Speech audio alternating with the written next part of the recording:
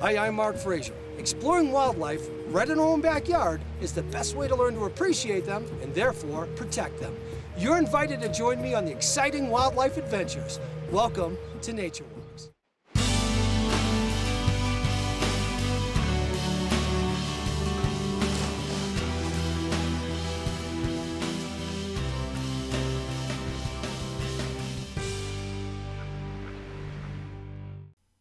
A wild meadow is an extremely important habitat, creating room for wildflowers, which are pollinators. The resilience of Mother Nature is incredible, and sometimes, in the most unlikely places, we find very impressive wild habitats. I've been exploring Powerline runs, and I'll tell you, I've been very impressed with what I've been finding. In an environment like this, where you have a set of power lines, it can create a massive meadow.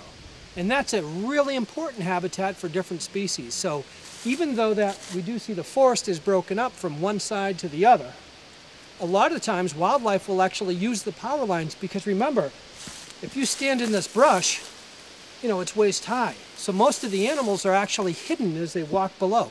If you're a coyote or a deer or a fisher, you can actually run right through this and not be seen by anything. You can also bed in this. So this is actually a really cool habitat, and it's a great place to find wildlife. Let's have a closer look. Now, of course, in a perfect world, I would much rather have unbroken wilderness. But the truth is, in the world we live in today, that power lines actually provide these green highways. And when I stepped from the forest into these wild meadows, I was fascinated at the different species that I found living there.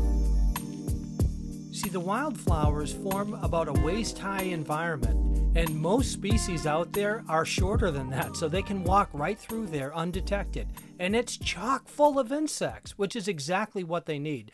As long as we don't use any poisonous chemicals to defoliate the area, then this actually creates a wild meadow.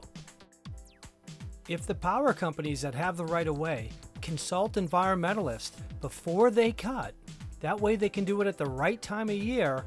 This way it won't impact nesting birds like bobolink and things that you'd find actually living in the environment.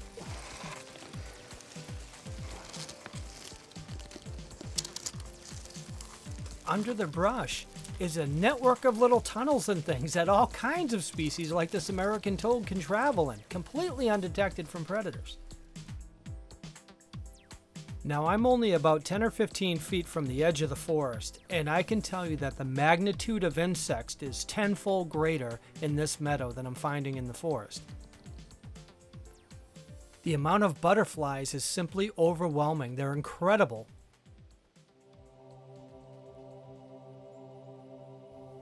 This is an amazing species called the American lady, and it is simply breathtaking. Clearly, the massive variety of wildflowers that are actually calling out to the pollinators like the butterfly saying, "Here I am, I'm a food source," provides this incredible migratory path. The butterflies, like the monarchs, can actually use this path to follow along and get all the way to their migratory route. Just imagine what this provides. So now, at a time in history when wild meadows are actually lacking, there is this great potential as long as it's kept properly. It needs to be free of chemicals, and it needs to have a little bit of thought about when the cuts are done for the right-of-way for the power lines so that they don't disrupt wildlife.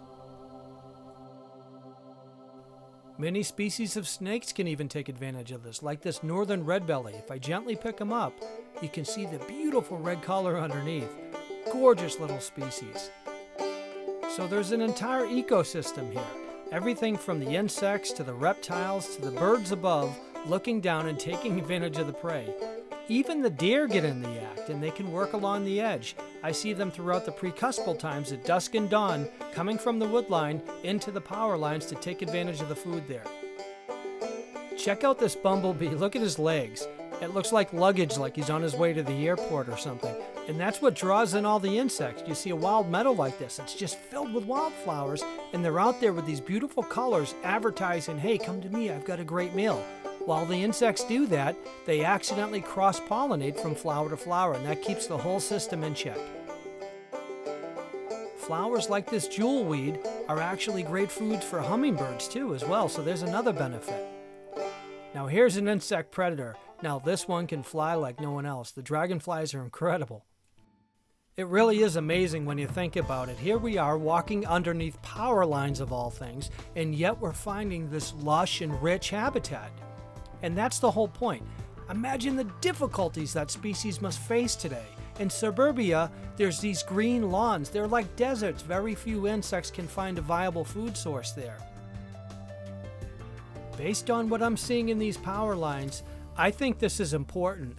I think it's time that we really took a different approach. Maybe we should work with these companies and have them work with us to try and find the best way to keep a healthy wild habitat and take advantage of this wild meadow, because to tell you the truth, it's a really important place. Let's have a closer look at some of the insect predators that actually live in this environment. Whoa, look at this. Yellow garden spider seems to have a prey. This enormous spider is actually trying to take on an adult butterfly. I can't believe my eyes. The butterfly was luckily able to escape, and I'm glad because I really like the American lady butterfly, but I have to say, this spider is stunning. Look at the colors on this incredible species. Just imagine the camouflage. If you're an insect traveling through this meadow environment and suddenly, pow, there's this huge spider pouncing on you, getting a food source like that. He blends in perfectly with the background. Now, the black and yellow garden spider is famous for that Z pattern in the center of the web. But check out this other web now. This actually belongs to a banded garden spider. He's still part of the genus Argiope, but he lacks that Z pattern above and below where the center of the web is. I could not believe the size of the prey items of the black and yellow garden spider. It's incredible.